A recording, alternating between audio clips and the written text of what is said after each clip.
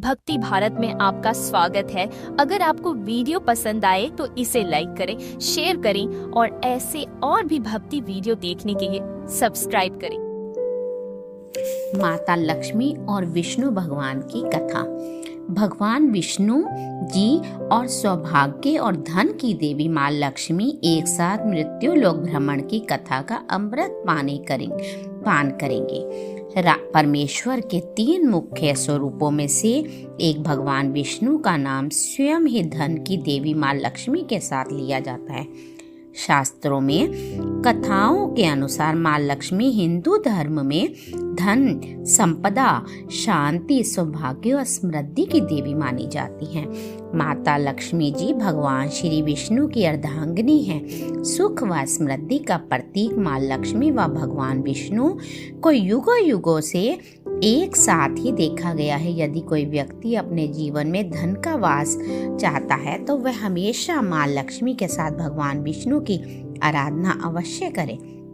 इन दोनों का रिश्ता काफी शुद्ध व सर्वश्रेष्ठ माना जाता है।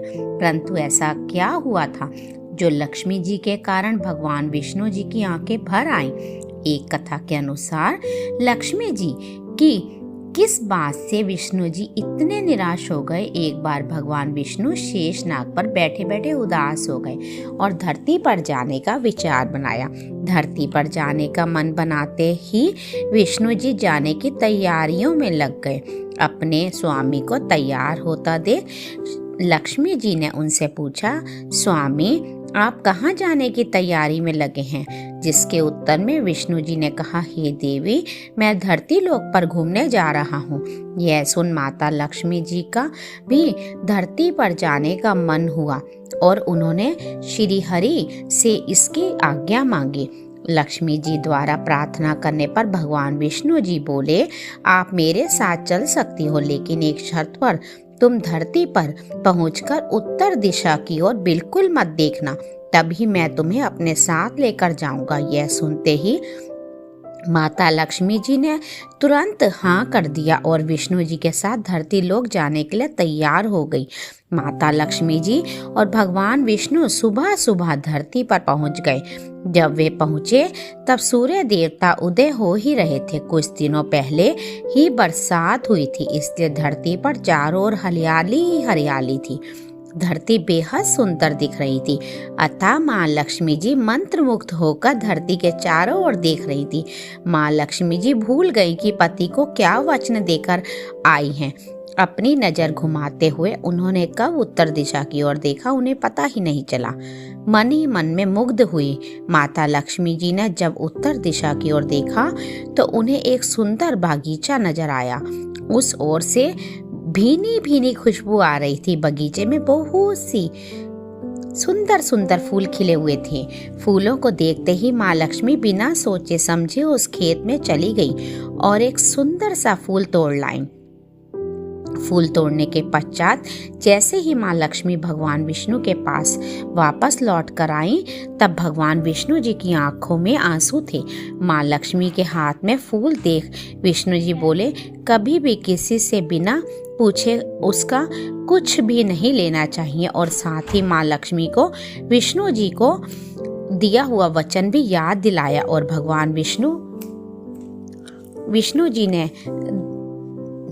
जी ने दी माँ लक्ष्मी को सजा। माँ लक्ष्मी को अपनी भूल का जब आभास हुआ तो उन्होंने भगवान नक्ष विष्णु जी से इस भूल की क्षमा मांगी। विष्णु जी ने कहा कि आपने जो भूल की है उसकी सजा तो आपको अवश्य मिलेगी। जिस माली के खेत से आपने बिना पूछे फूल तोड़ा है यह एक प्रकार की चोरी है, इसलिए अब आप 3 वर्षों तक माली के घर नौकर बनकर रहो। उसके बाद मैं आपको बैकुंठ में वापस बुलाऊंगा।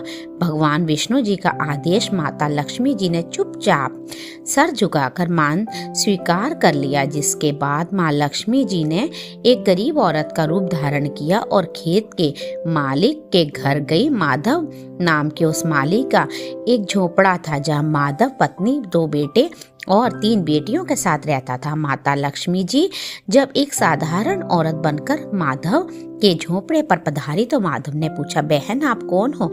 तब माँ लक्ष्मी ने कहा, मैं एक गरीब औरत हूँ, मेरी देखभाल करने वाला कोई नहीं है, मैंने कई दिनों से खाना भी नहीं खाया, मुझे कोई भी काम दे दो, मैं तुम्हारे घर का काम कर लिया करूँगी और इसके बदले आप मुझे अपने घर के एक कोने में आसरा दे देना। माधव बहुत ही अच्छे दिल का मालिक था, उसे दया आ गई, लेकिन उसने कहा, बहन मैं बहुत गरीब हूँ, मेरी कमाई से मेरे घर का खर्च काफ़ी कठिनाई से चलता है, लेकिन अगर 3 बेटियां हैं उसकी जगह 4 बेटियां होती तो भी मुझे गुजारा करना था। अगर तुम मेरी बेटी बनकर और जैसा रूखा सूखा हम खाते हैं खुश रह सकती हो तो मेरी बेटी बनकर अंदर आ जाओ।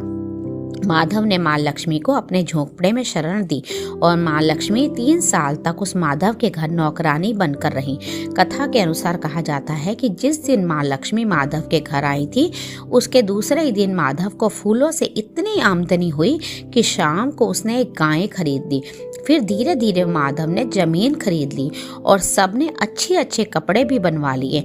कुछ समय बाद माधव ने एक बड़ा पक्का घर भी बनवा लिया। माधव हमेशा सोचता था कि मुझे यह सब इस महिला के आने के बाद ही मिला है, इस बेटी के रूप में मेरी किस्मत आ गई है। एक दिन माधव जब अपने खेतों से काम करके घर आया तो उसने अपने घर के द्वार पर गहनों से लदी एक देवी स्वरूप औरत को देखा। जब निकट गया तो आभास हुआ कि मेरी मुंह बोली चौथी बेटी यानी वही औरत है। कुछ समय के बाद वह समझ गया कि यह देवी और कोई नहीं बल्कि स्वयं माँ लक्ष्मी है। यह जानकर माधव बोला, हे माँ हमें क्षमा करें, हमने आपसे अनजाने में ही घर के और खेत में काम करवाया है। माँ हमसे कैसा अपराध हो गया, माँ हम सबको माफ कर दो। यह सुनकर माँ लक्ष्मी मुस्कुराई और बोली, हे माधव तुम बहुत ही अच्छे और दयालु व्यक्ति हो, तुमने मुझे अपनी बेटी की तरह रखा, अपने परिवार के सदस्य बनाया। इसके बदले मैं तुम्हें वरदान देती हूँ, तुम्हारे पास कभी भी खुशियों की धन की कमी नहीं रहेगी, तुम्हारे सारे सुख मिलेंगे जिसके तुम हकदार हो।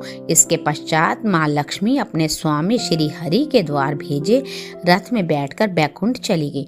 माँ मेरी नर्म विनती है कि जैसे माधव पर कृपा दृष्टि रखी वैसे ही कृपा दृष्टि हम पर भी बनाए रखना। जय माँ लक्ष्मी।